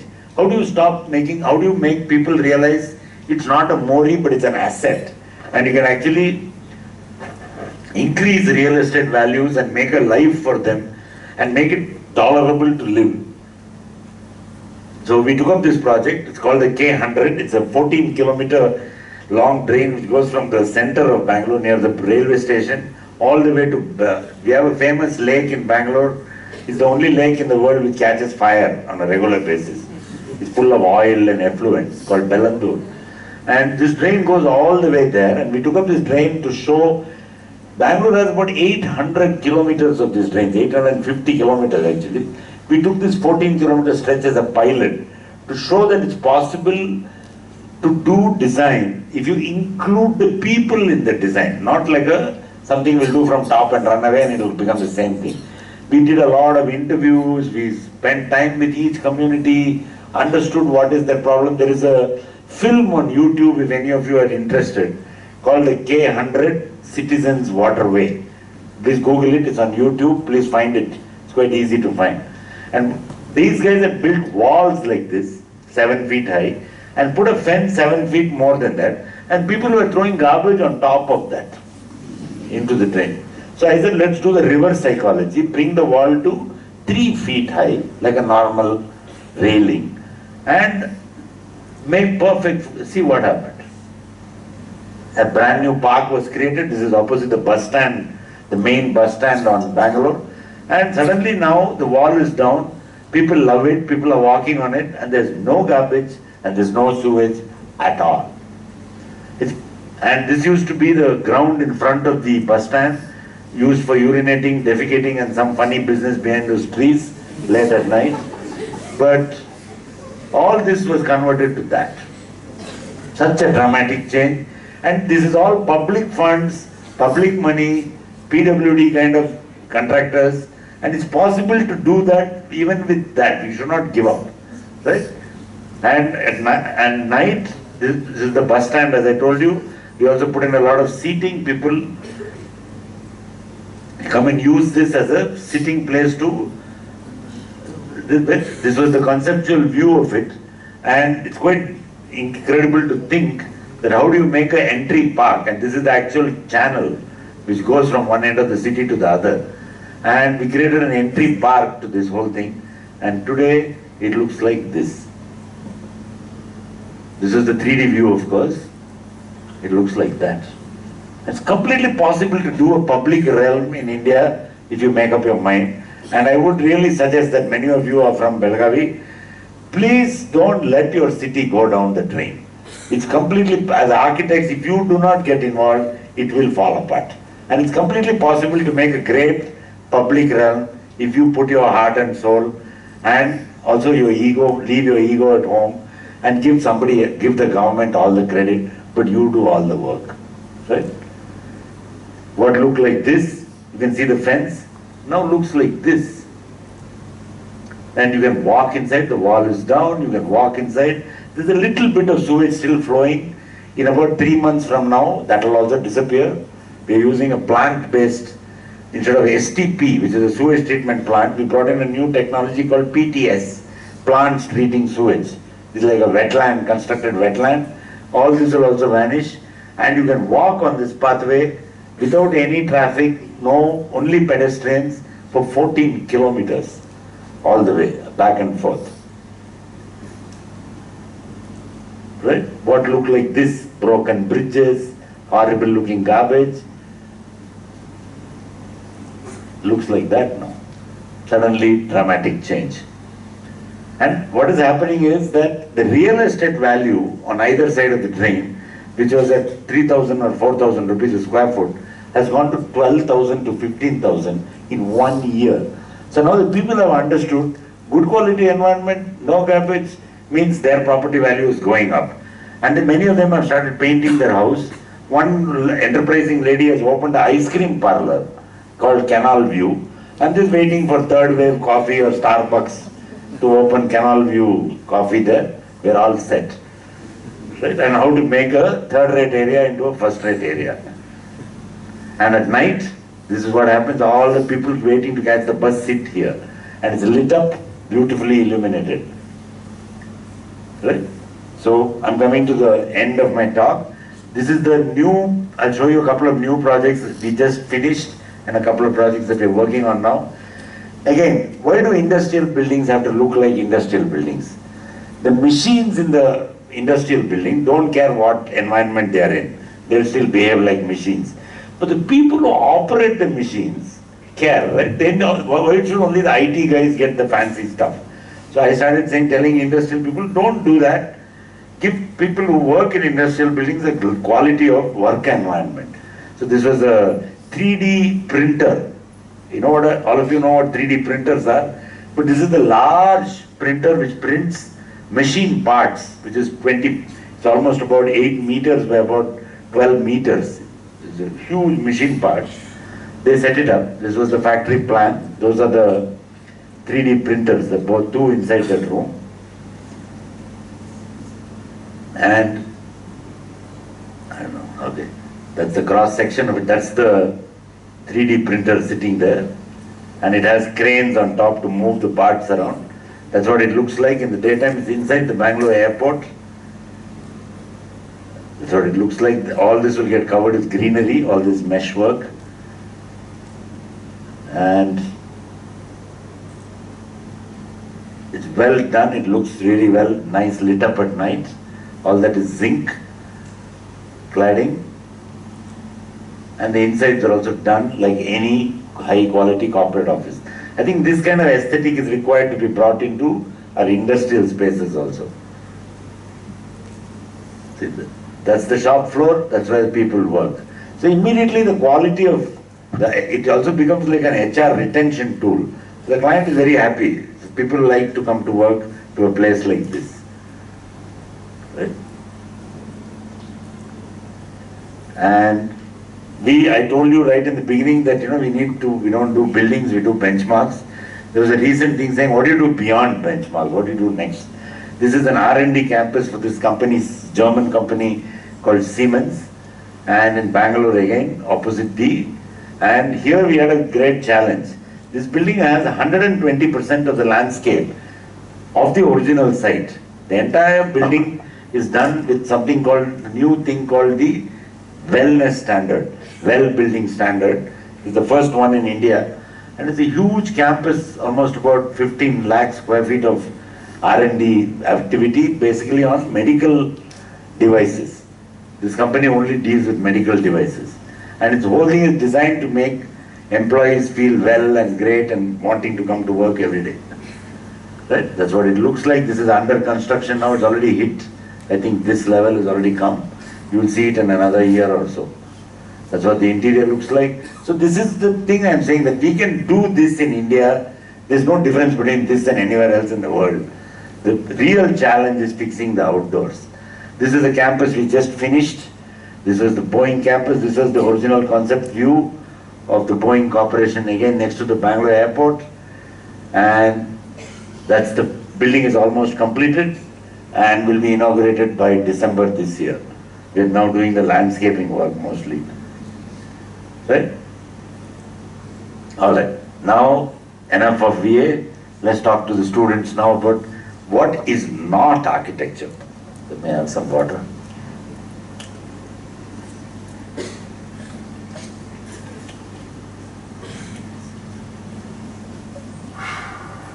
Okay? So, what is not architecture? This is a common conception. Everybody thinks they know architecture, but very few people don't know what is not.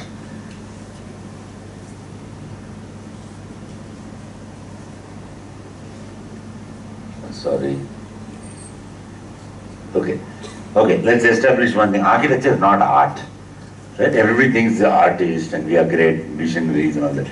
It's something that has to be used by people. Right? Art is meant as the artist's expression. If you want, you look at it. If you like it, you like it. If you don't like it, you don't like it. It's a very subjective experience. But architecture has to be an objective experience. Right? It is not sculpture either. And it's not anything that you build, anything and sculpture you dream of. It's not utility. It's also not a whimsical thing that I felt like doing this. I thought this is great. It has to respond to a site. It has to be sensible to climate. It also has to have a sensible idea of a structure and how it works. Right? And it's not that, I don't think many architects are born creative. Architecture is a learned skill and a learned talent. You have to learn it before you you call yourself. It's not just that I am creative, so I'll be an architect. Nobody is born that. So architects are logical, they're rational, they're analytical, they're skilled, and they're systematic. And the last bit is, when you got all the top right, then you be creative. Don't start with being creative. Learn to think first about thinking. Okay, what are the skills that you need as a student of architecture? Right? So, I said earlier in the presentation, pen or pencil aided design, PAD I call it instead of CAD. Learn to represent by yourself without any computer tool. How you can do it on an iPad if you want with the Apple Pencil, but please draw. And learn to represent what you see in the natural environment when you go for trips, when you go for tours, even in your daily life, what you notice. Learn to start thinking through drawing.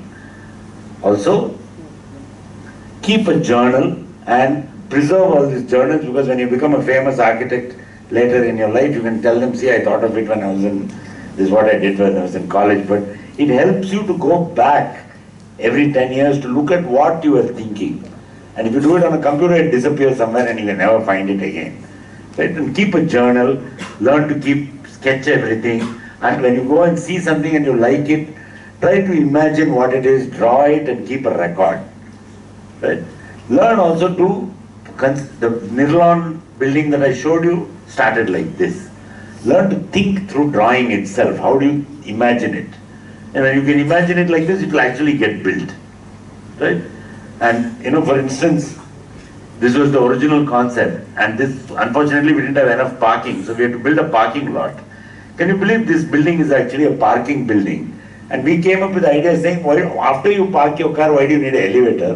Why can't you walk down? So we actually created a whole bunch of staircases with a lot of gardens. So when you actually finish your car, park your car and come, you can actually walk down to the lobby through a garden. And in Bombay, this little bit of open space makes a huge difference. And this is how you imagine it in a 3D software. And then it actually becomes reality like that. And that is what you get a big kick when you become an architect, and it actually becomes a real building. This building in the back is not mine. That's probably one of my friends in Bombay. But this one, sensible building, punched windows, this is the parking lot. Right? And that's the kind of building you probably shouldn't be building, because that without air conditioning it won't work. Right? So what is the future of architecture really? Right? So in India, 370, almost 400 million people live in cities, what they call census towns, 5,000 towns. Now they're expecting that to almost triple, 2.5 times in another 20 years. So there's lots of work for all of you. India is going to build a lot, because all these guys got to live somewhere. And 20 to 30 people, 1 million people every month are moving into cities. Where are they going to live? Where are they going to work? Where are they going to go to school? Where are they going to shop? Guess what is the answer? Architects, architecture, buildings, right? And how will the city be organized for all these people? There are IT workers, there are garment workers, there are knowledge workers. Each one has different requirements, right? And how will they move around? Mobility becomes a big issue. Most of our mobility is now designed by, I don't know who exactly, but they all look like industrial sheds which suck people off the road and throw them out of metros. They're really poor quality because nobody is thinking about mobility in a holistic sense. One of the great advantages of being an architect is to be able to think whole systems, entire things. Nobody can stop you thinking about the whole thing, right? Don't leave yourself to little projects and little buildings. Think big. And one advice I would give all the youngsters here who are graduating, please don't start your own practice the day you walk out of the college. Go and work for a larger firm, minimum 15-20 people firm for a year or two, to understand how to build larger buildings. It's very important to do that, right? And I would like to come to an end here by saying that we think about the future by designing it itself. And this is one of my gurus, Buckminster Fuller. If you haven't read Buckminster Fuller, please read a book of his called Critical Path. And he wrote this in 1935, very long ago. And he talks about how designers can make a difference to the world that we all live in, right? Envision correctly. Vision alone is not enough. You have to know how to envision something and then only execute something. And and I would like to come to an end here by saying that an architect or a designer is a synthesis of an artist, an inventor. You have to be a mechanical engineer, you have to be an objective economist, and also evolutionary strategist. And I would add behavioral psychology and design has to become part of your ethos. You can't just learn one thing. You have to be a jack of all trades and a master of some, not one. And remember that, right? And finally, don't try to be unnecessarily original, just try to be good. Thank you. I will just leave this slide on. If any of you would like to follow us, Either the Venkataramanan Associates or Mod point your phone, you know what to do. It's the same as Google Pay. Thank you very much.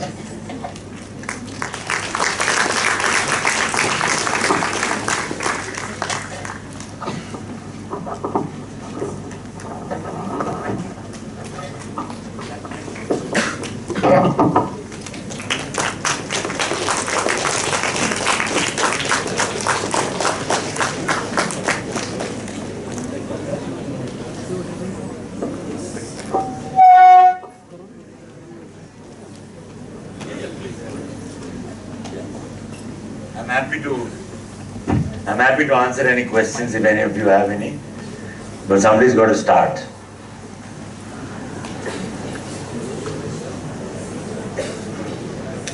Is there a mic for them?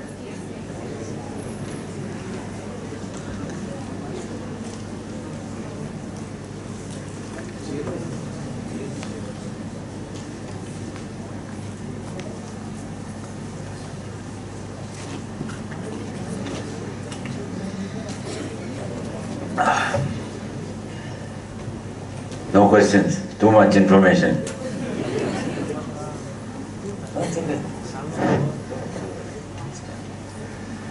Okay, I'll be here anyway, don't worry too much. Yes, Anybody?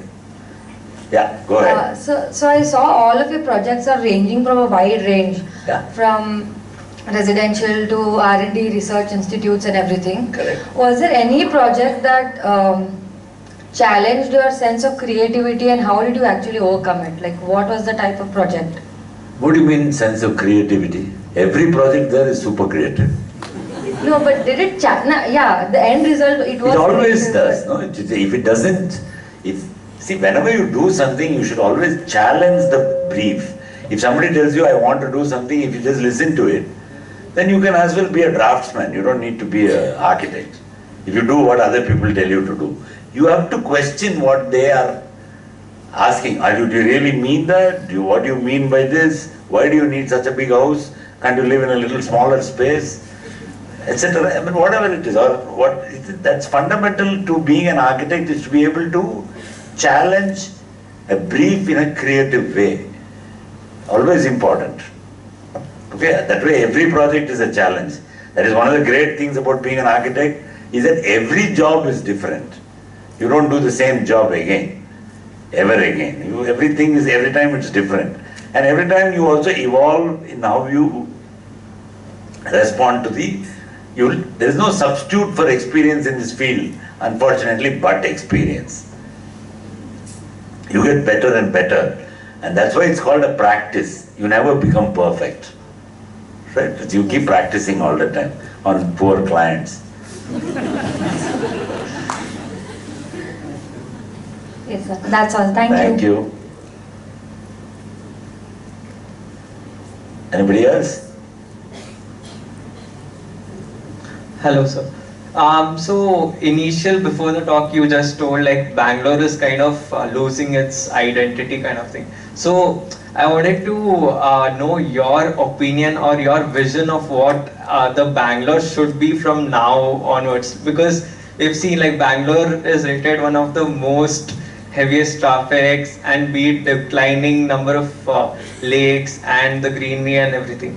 What as an architect, as people and as government should we do to bring back that essence of what the city was?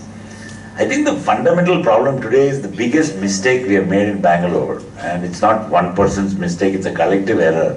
You see, we have not understood this whole concept of mobility.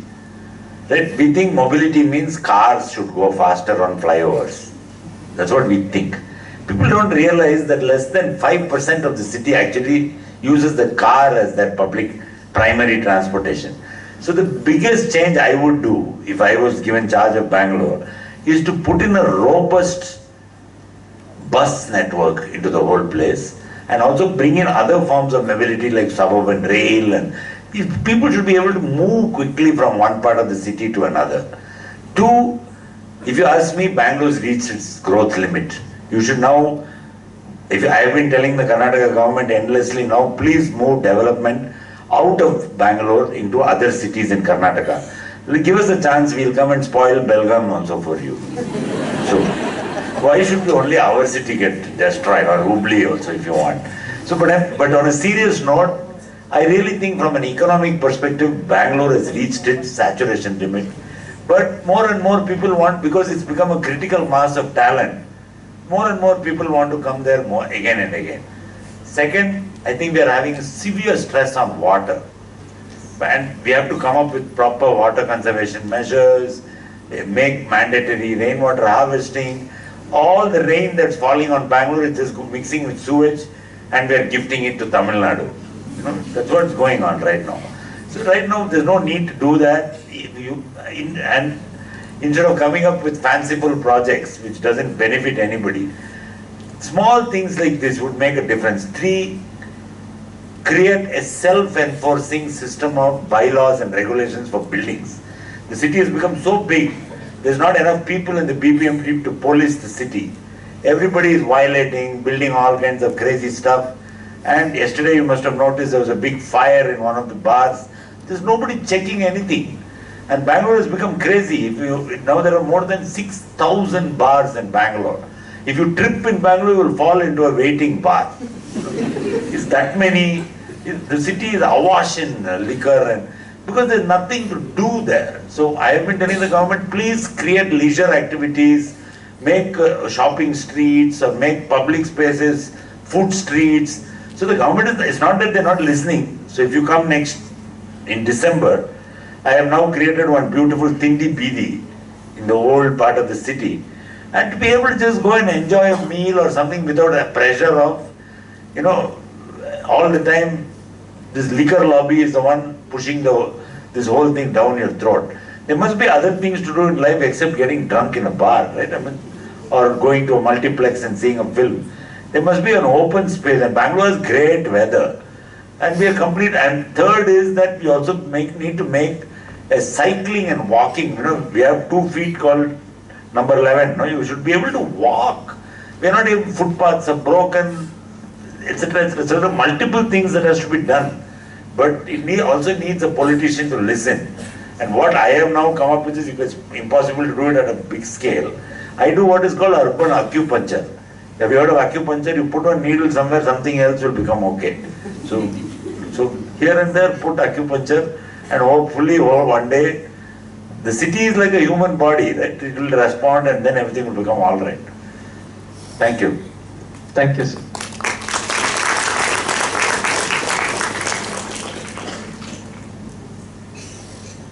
Anybody else? Yeah.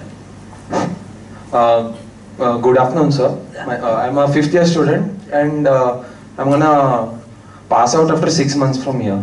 So I just wanted to know, what was your experience of your degree? How did you choose a career as your path? How did you kickstart, or how did you start your career? Actually by chance. I actually wanted to study physics. Okay. I studied physics for 2 years and then switched to, because my father is an architect, but he never told me to become one. So then he said, if you're interested, you do it. And then I found out that I hated physics because it was all mostly maths. And I hated maths. And then I found out there's very little maths in architecture, so I said this is probably the right thing to do. And then I started understanding the art behind it, and the theory behind it, and the culture behind it. And okay, let me ask the reverse question. How many in this audience chose architecture as your first choice when you finished college? See, less than 20%. Because today it's one of the least paid professions in India when you come out. That's the bad news. It's the most fun thing when you're dating. That's another good thing. That's the good news. But it's the least paid ever. A software engineer coming out will probably earn double what you earn today. But they have boring jobs. So you have to balance in your life, instead of just saying I'm passionate and it's my passion, you have to understand what is it that gets you out of bed. So I quite enjoyed it. Initially, after the 6 months, I enjoyed it. When I came out of college, I was very happy that I had studied architecture, because it is one of the few professions, probably the only one, where you can do 100 things after doing architecture instead of building buildings. Right? You can be a photographer, you can be a writer, you can be a filmmaker, you can be a fashion designer, you can be whatever you want, and you have instant credibility because nobody questions you. If somebody, you can't be a doctor or a lawyer or a profession, but other than that you can do anything. If anybody else says, I am a writer but I am also an architect, you say, no, that's not possible. Right? But as an architect, you can be anything else. So I think it's a great profession. It gives you a lot of options after you finish what to do. And if you really like building, and if you like creating environments, and if you really like people, I think it's a great choice that you've made. So go for it. Thank you, sir. Okay. Thank you all once again for being a patient audience. I hope that I've told you something that makes some difference in your lives later. Thank you again, once again.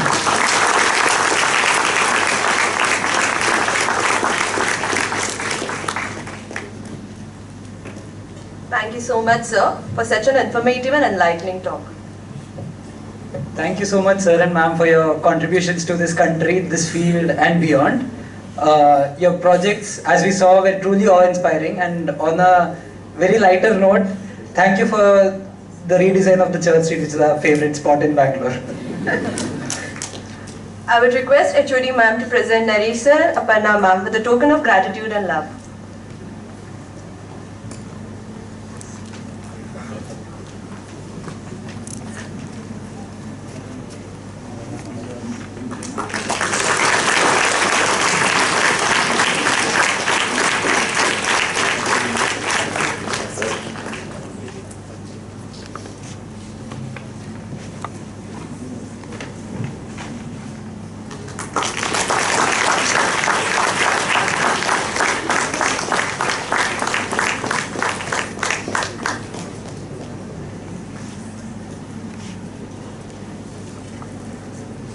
I would now call upon Sahana Kohli to deliver the vote of thanks.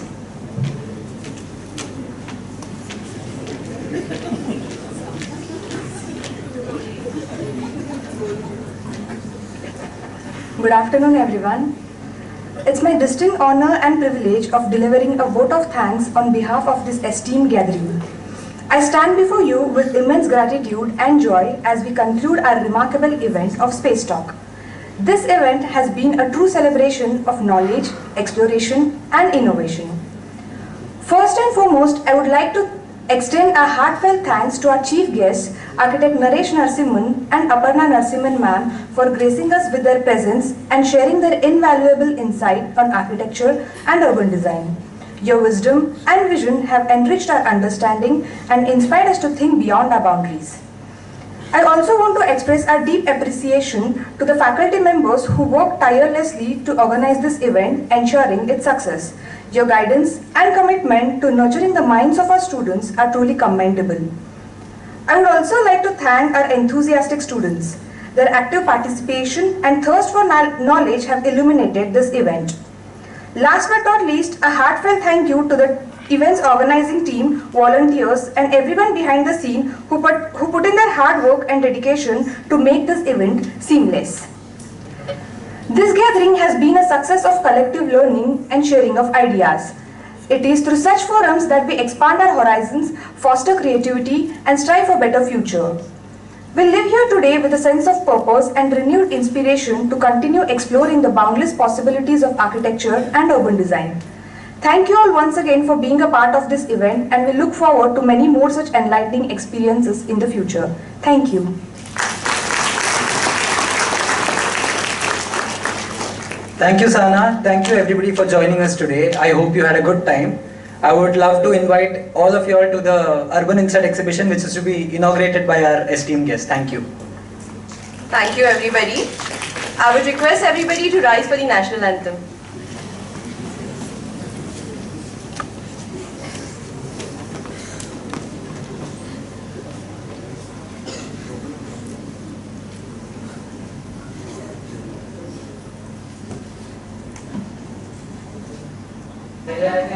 Bharat भाग्य विधाता पंजाब सिंध गुजरात मराठा द्राविड उत्कल बंगा विंध्य हिमाचल यमुना गंगा उच्चल जलधि तरंगा तब शुभ नामे जागे तब शुभ आशीष मांगे गाहे तब जय गाथा जन गण मंगलदायक जय हे भारत भाग्य विधाता जय हे जय हे जय हे जय जय जय जय हे